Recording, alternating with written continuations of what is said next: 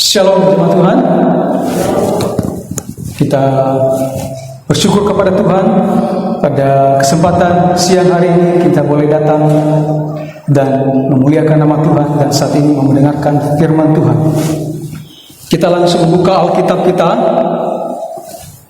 di dalam Kolose pasal 3 ayat 1 sampai ayatnya yang keempat. Pembacaan firman Tuhan terambil dari Kolose pasal 3 ayat 1 sampai ayat keempat.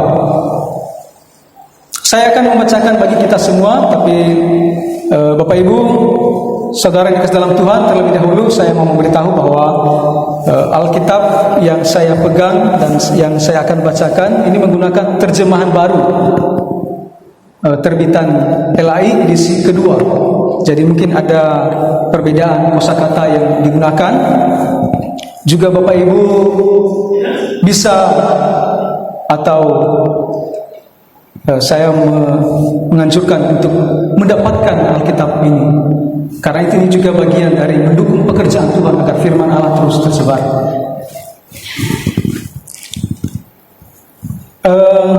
Kolose pasal 3 ayat 1 sampai 4 saya akan bacakan bagi kita. Karena itu, apabila kamu dibangkitkan bersama dengan Kristus, carilah hal-hal yang di atas, di mana Kristus ada, duduk di sebelah kanan Allah. Pikirkanlah hal-hal yang di atas, bukan yang di bumi. Sebab kamu telah mati, dan hidupmu tersembunyi bersama dengan Kristus di dalam Allah. Apabila Kristus yang adalah hidup kamu tampak kelak, kamu pun akan tampak bersama dengan Dia dalam kemuliaan. Bapak Ibu, saya memberikan judul atau tema firman Tuhan bagi kita pagi hari ini, yaitu bangkit bersama Kristus, atau tanggung jawab hidup orang yang menerima Kristus. Jadi dua frasa ini adalah sejajar.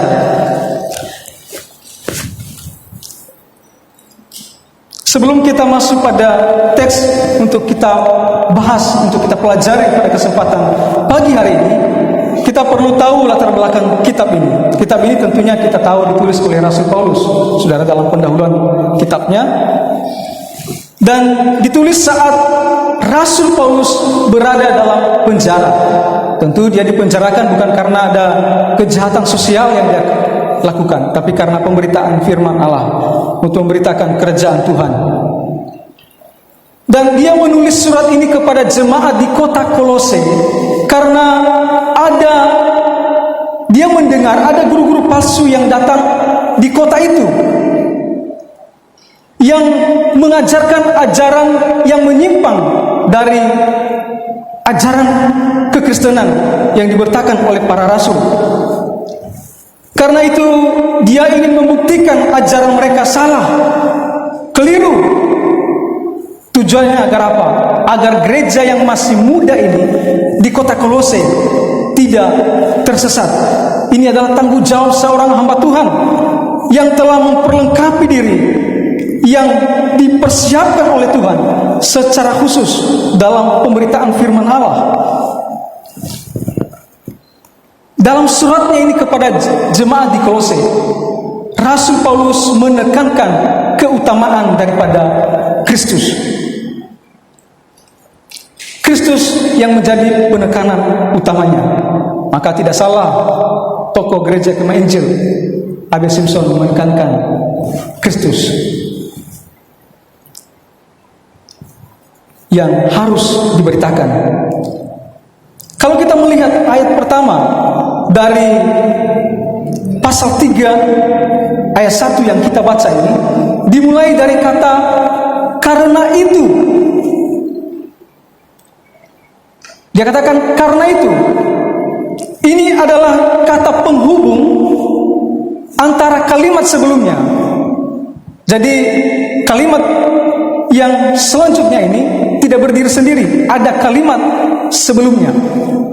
Ada kalimat sebelumnya di mana dia berdiri lalu dia berkata, karena itu. Apa kalimat sebelumnya? Di pasal kedua ayat 6 dikatakan,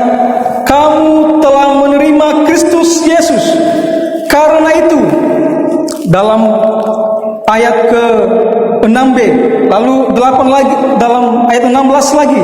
Karena itu, lalu kita tiba pada pasal 3. Karena itu, dan karena secara khusus membahas pasal 3, maka ini akan kita pelajari. Karena itu, apabila kamu dibangkitkan bersama dengan Kristus, carilah hal-hal yang di atas.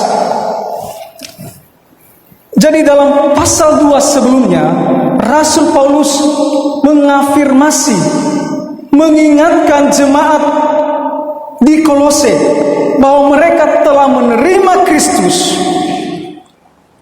Itu artinya bahwa mereka dibangkitkan juga bersama dengan Kristus. Tentu timbul pertanyaan, kapan dibangkitkan bersama dengan Kristus? Kapan saya dibangkitkan? Kapan orang yang menerima Kristus dibangkitkan? Bukankah kebangkitan berbicara tentang akhir zaman pada masa eskatologi? Nanti pada saat Tuhan Yesus datang, baru kita akan dibangkitkan. Apa yang dimaksudkan dengan dibangkitkan bersama dengan Kristus dalam ayat ini? Jadi orang yang menerima Kristus sama dengan telah dibangkitkan bersama-sama dengan Kristus. Dan dibangkitkan di sini dalam pengertian bahwa kita telah dipersatukan di dalam karya keselamatan yang dikerjakan oleh Kristus. Itu yang disebut dengan persatuan mistis. Kita telah dipersatukan di dalam kematian Kristus, di dalam kebangkitan Kristus, bahkan di dalam kemuliaan Kristus. Kita berada di dalam kemuliaan Kristus, tersembunyi di dalam Kristus. Kristus adalah kepala dan kita adalah tubuhnya. Orang-orang yang menerima Kristus berada dalam persatuan mistis dengan Kristus secara sah. Dan persatuan mistis itu terlaksana atau terrealisasi saat kapan? Saat Roh Kudus menjamah hati kita, saat Roh Kudus menerangi pikiran kita, saat Roh Kudus melahirbarukan hati kita dan kita menerima Kristus. Saat itulah persatuan yang secara mistis itu menjadi nyata dalam hidup kita. Jadi di dalam persatuan mistis ini, saya selalu mengulang ini dan saya pernah membicarakan dalam khotbah saya tentang dasar persekutuan orang-orang kudus, dan saya tidak akan mengkhotbahkan lagi kembali tentang itu dan bisa dilihat kembali di YouTube. Ini ada hubungannya dengan persekutuan orang-orang kudus. Persatuan mistis ini dalam pengertian bahwa ada sejumlah orang yang dipilih Allah sebelum dunia dijadikan. Ada sejumlah orang yang dipilih oleh Allah sebelum dunia dijadikan. Dan di dalam Kristus Allah menyediakan berkat rohani itu. Jadi di dalam perjanjian kekal Allah, nantinya Kristus akan menjadi penantara tubuhnya, akan menjadi pengganti tubuhnya, dan akan menjadi kebala dari tubuhnya yang diberikan Bapa kepadanya. Dan ia menjamin keselamatan yang diberikan Bapa kepadanya. Kristus menjadi perwakilan kita. Kita dipersatukan di dalam karya keselamatan yang dikerjakan oleh Kristus. Maka di dalam perjanjian baru kita menemukan kita mati bersama dengan Kristus. Ada dalam ayat 3-nya juga, sebab kamu telah mati dan hidupmu tersembunyi bersama dengan Kristus.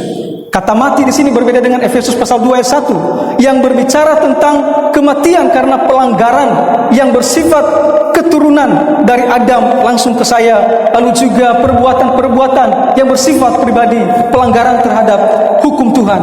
Kematian yang dimaksud di sini adalah persatuan kita di dalam Kristus, bahwa kematian Kristus adalah kematian kita juga, kebangkitan Kristus adalah kebangkitan kita juga, dan diterapkan oleh Allah saat Roh Kudus mendiam kita.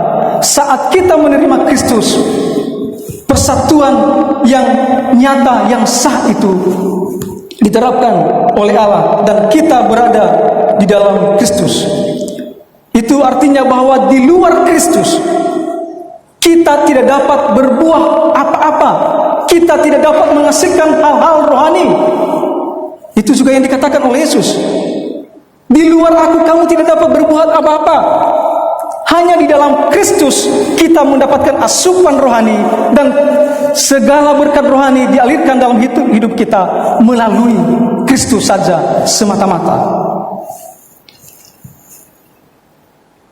Persatuan mistis ini secara logis mendahului saat kita menerima Kristus atau yang disebut kelahiran kembali. Saat kita beriman kepada Kristus, di mana iman menghasilkan pembenaran kita di hadapan Allah, dan secara faktual, secara nyata itu diterapkan saat kita menerima Kristus.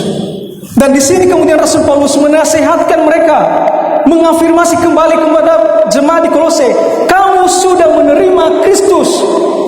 Apabila kamu telah dibangkitkan bersama dengan Kristus, ada sesuatu yang disampaikan, pesan yang menandakan bahwa kamu telah percaya kepada Kristus.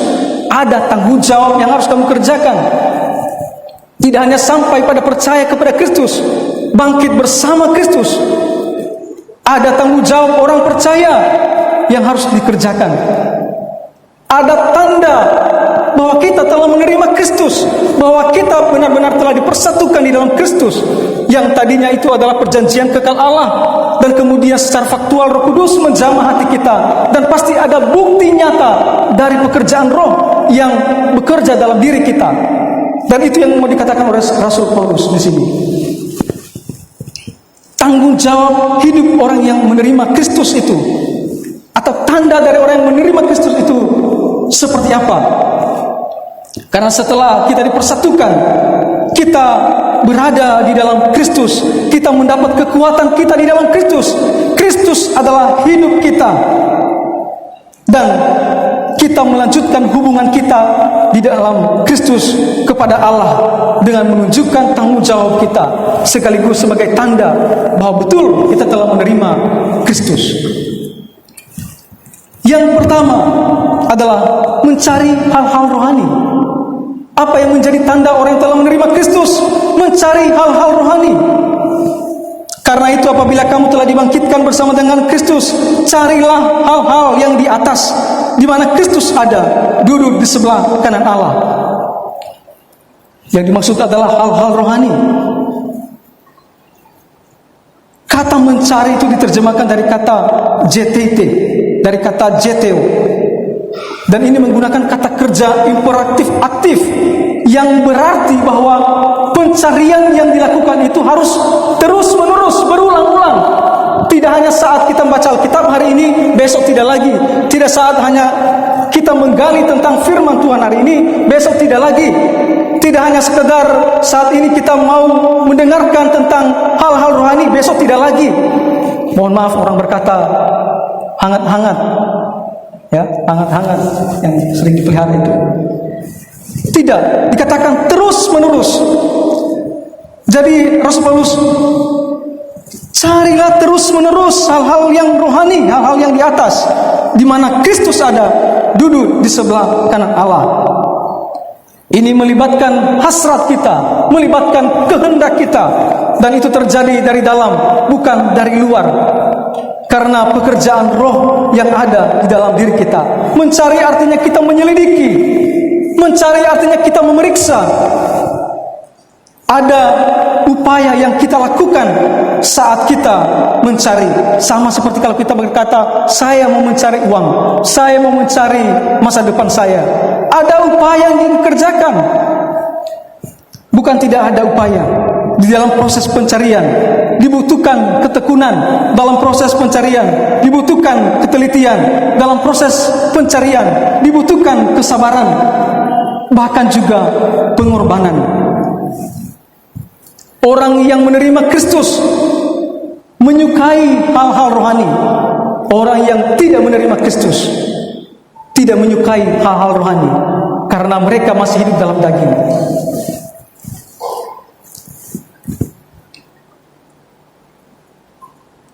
Tidak hanya kita menyukai hal-hal rohani, tapi juga menjadi kebutuhan utama orang yang menerima Kristus. Dan seolah-olah kita tidak dapat hidup tanpa menemukan harta rohani dalam kehidupan sehari-hari. Di dalam 1 Korintus pasal 2 ayat 14 dikatakan, manusia alami yang dimaksud adalah mereka yang belum menerima Kristus. Manusia alami tidak menerima apa yang berasal dari Roh Allah, tidak menyukainya. Karena hal itu baginya adalah suatu kebodohan. Ia tidak dapat memahaminya, sebab hal itu hanya dapat dinilai secara rohani. Dan Petrus memberi gambaran kehidupan rohani, orang yang menyukai hal-hal rohani itu. Seperti kehidupan biologis di mana bayi yang baru lahir membutuhkan air susu yang murni. Hal-hal rohani adalah kebutuhan dasarnya. Tidak seperti orang-orang yang belum menerima Kristus. Dia tidak menyukai hal-hal rohani menjadi sesuatu yang membosankan. Maka kita perlu memeriksa diri kita. Apakah ketika diberitakan tentang firman Tuhan, apakah ketika diberitakan hal-hal rohani itu menjadi sesuatu yang membosankan atau sesuatu yang menyukakan hati kita? Orang yang menerima Kristus menyukai hal-hal rohani. Dan itu dia menunjukkan respon positif ketika hal-hal rohani dibicarakan.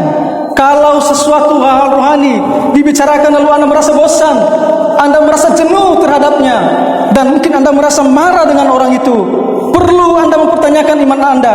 Betulkah kita sudah menerima Kristus? Betulkah Roh Kudus sudah bekerja di dalam hati kita? Orang yang telah menerima Kristus menunjukkan tanggung jawabnya dengan mencari hal-hal rohani.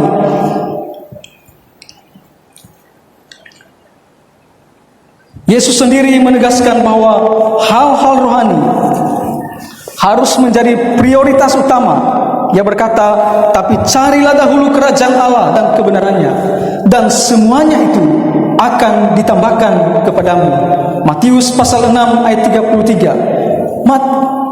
Pesan utama Yesus di sini adalah bahwa dengan mencari hal kerajaan surga, hal-hal rohani itu tidak akan sia-sia, akan ditambahkan, artinya akan diberikan secara berlimpah-limpah oleh Allah kepada mereka yang mencarinya. Ini apa yang dikatakan Yesus itu sebenarnya bukan berbicara tentang jurus atau kunci menerima berkat, bukan itu utamanya. Kalau itu yang dimaksud maka akan menabrak ayat sebelumnya ketika ia berkata bahwa jangan kumpulkan harta di bumi. Dan kalau itu yang dimaksud bahwa itu adalah kunci memperoleh berkat, maka rasul-rasul itu yang paling kaya dari antara orang yang percaya, karena mereka yang paling hidup menjaga kekudusan mereka di hadapan Kristus, dan yang paling hangat-hangatnya mengikut Kristus. Tapi faktanya mereka begitu mengerikan kehidupan mereka ketika mengikut Kristus. Yesus mau berkata, dengan mencari kerajaan Allah, hal-hal rohani itu bukanlah sesuatu yang sia-sia. Apabila orang mencarinya, Allah akan menambahkannya, Allah akan melimpahkan rohani itu bagi mereka.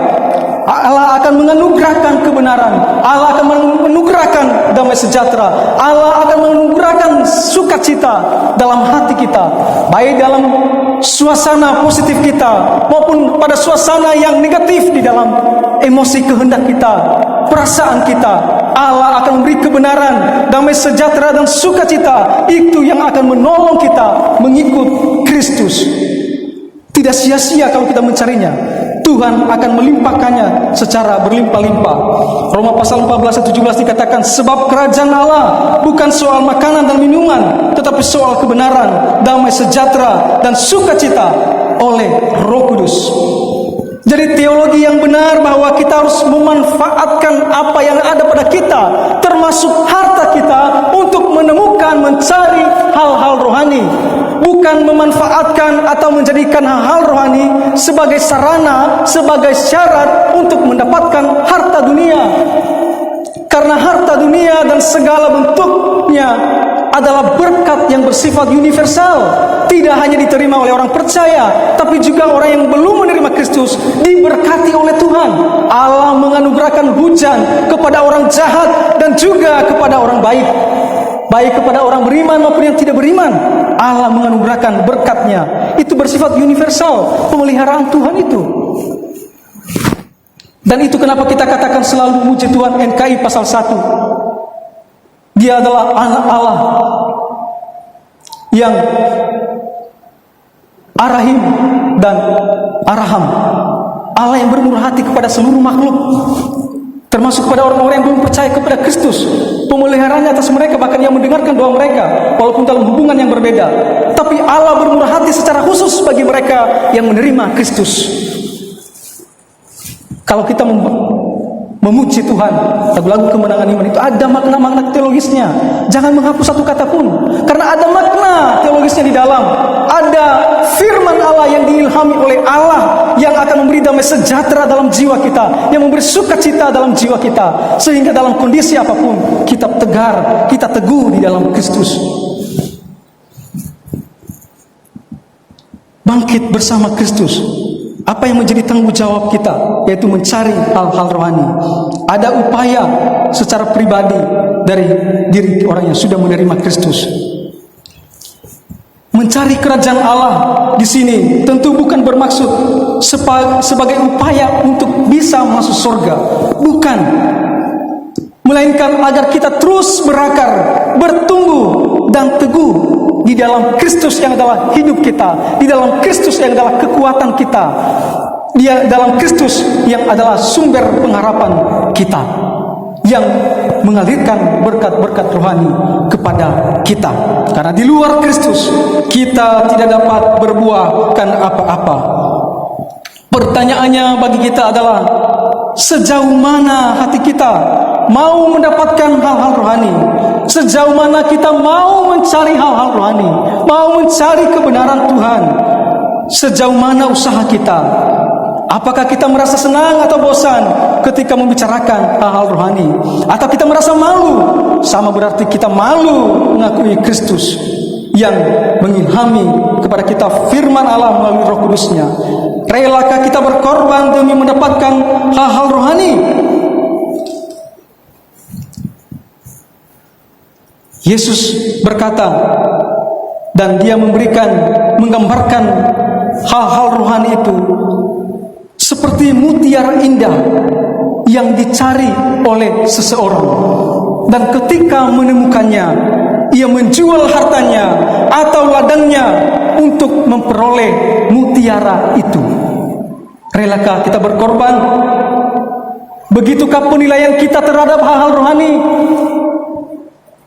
Mau melepaskan segala sesuatu untuk mendapatkan apa yang kita sebut sebagai mutiara yang berharga? Atau kita malah acuh tak acuh? Tanda tanggung jawab hidup orang yang menerima Kristus, ia mencari hal-hal rohani.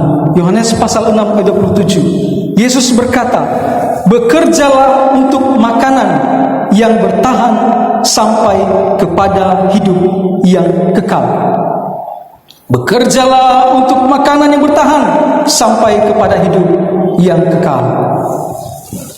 Yang kedua, tanggung jawab kita bukan hanya mencari hal-hal rohani, tapi juga memikirkan hal-hal rohani. Pikirkanlah hal-hal yang di atas, bukan yang di bumi. Ini juga menggunakan kata imperatif aktif, artinya bahwa harus dilakukan terus-menerus, berulang-ulang. Kita harus berpikir secara berulang-ulang tentang hal-hal yang bersifat rohani. Dari kata proneite, dari kata proneo,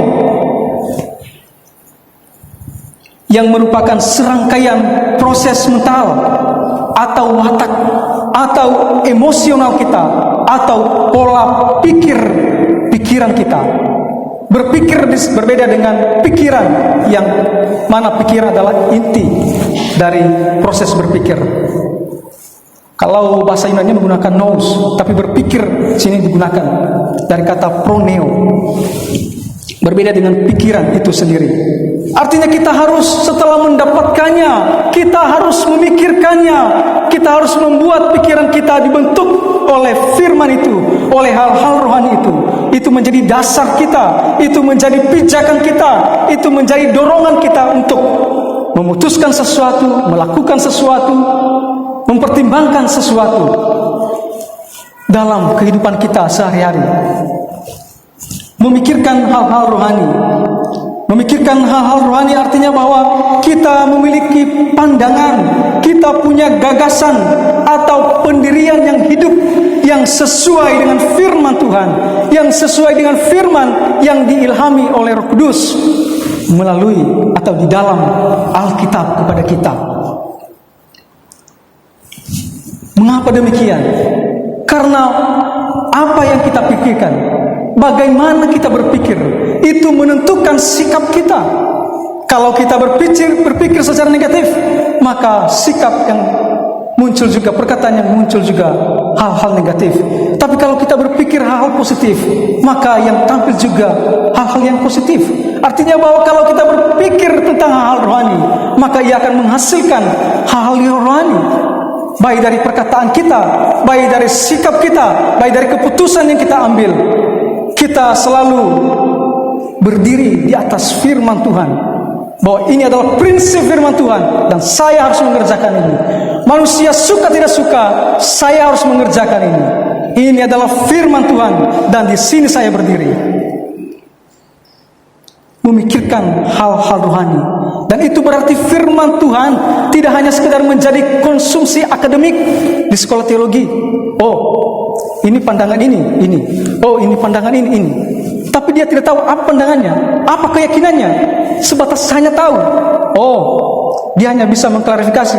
Oh, itu punya keyakinan ini. Oh, itu untuk keyakinan ini. Tapi abu-abu, dia tidak punya harta yang harus dipegang, bahwa ini adalah milik saya, keyakinan saya, dan di sini saya berdiri. Memikirkan hal-hal rohani. Jika kita belajar atau mencari hal-hal rohani, bukan hanya untuk menjadi bahan akademik kita, memuaskan pengetahuan kita, tetapi untuk direfleksikan dalam cara hidup yang nyata atau praktis, atau yang kita temui sehari-hari. Tujuannya agar hidup kita cenderung pada hal-hal yang dikehendaki oleh Tuhan. Bukan sekedar mau menyukai telinga manusia atau manusia, tapi mau menyukai Allah. Itu terlepas apakah manusia menyukai atau tidak. Puji Tuhan kalau dia menyukai, berarti dia adalah anak Tuhan. Dan bersabarlah kalau dia belum menyukai, mungkin belum waktunya, atau juga dia bukan orang yang ditetapkan menerima Kristus. Ada kesabaran yang tertanam kalau kebenaran tertanam dalam pikiran kita, menolong kita terus tekun, menolong kita bersukacita. Itu yang akan mengatur cara berpikir kita, itu yang akan mengatur perasaan kita, kehendak kita, dan menguduskan kehendak kita hari ke hari. Firman Tuhan melalui Roh Kudus yang akan mengingatkan kita.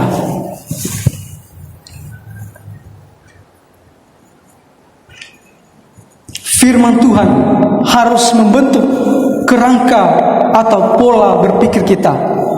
Kita harus hidup sejalan dengan kehendak Tuhan. Jika kita tidak hanya sekedar menjadi pendengar atau hanya menemukannya, tapi tidak ada niatan untuk merefleksikannya dalam kehidupan yang nyata, dalam kehidupan yang praktis, yang sehari-hari kita temui. Jadi seolah-olah akhirnya firman Tuhan hanya sekedar abstraksi, ideologi, teori-teori yang tanpa makna. Hanya sebatas memenuhi atau memuaskan hasrat pengetahuan. Oh begitu, oh begitu. Bukan apa yang harus saya lakukan setelah menemukan ini. Firman Tuhan dalam Yakobus pasal 1 ayat 22 sampai 24. Hendaklah kamu menjadi pelaku firman dan bukan hanya pendengar saja. Sebab jika tidak demikian, kamu menipu diri sendiri. Sebab jika seseorang hanya mendengar firman saja dan tidak melakukannya, ia seumpama seseorang yang sedang memandang mukanya yang sebenarnya di depan cermin. Ia memandang dirinya, lalu pergi dan segera lupa bagaimana rupanya. Dia hanya sekedar tahu dan dia tidak merefleksikannya untuk kehidupan pribadinya dan bersama dengan Tuhan. Orang yang telah menerima Kristus adalah orang yang dipersatukan secara faktual melalui pekerjaan Roh Kudus. Dan Kristus berdiam dalam diri kita, permanen, tinggal di dalam kita. Dan kita tinggal di dalam Kristus melalui Roh Kudus yang diutus oleh Bapa di dalam hidup kita.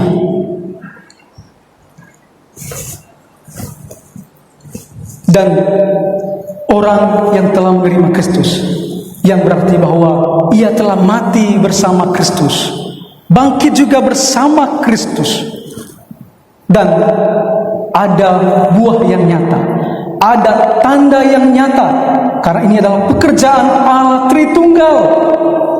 Ada tanggung jawab yang nyata, yaitu yang pertama, mencari hal-hal rohani, berarti kita menyukai hal-hal rohani. Yang kedua, memikirkan, berpikir tentang hal-hal yang bersifat rohani. Demikian firman Tuhan yang kita pelajari pada pagi hari ini. Kita berdoa. Kami bersyukur kepada-Mu, anugerah-Mu melimpah atas kami. Berkati firman-Mu, Roh Kudus mengingatkan kami akan perkataan-Mu yang menolong kami sehari-hari, bagaimana kami hidup di dalam Kristus yang adalah hidup kami, yang adalah kekuatan kami dan sumber berkat-berkat rohani itu. Terpujilah nama Tuhan. Di dalam nama Yesus kami berdoa. Amin.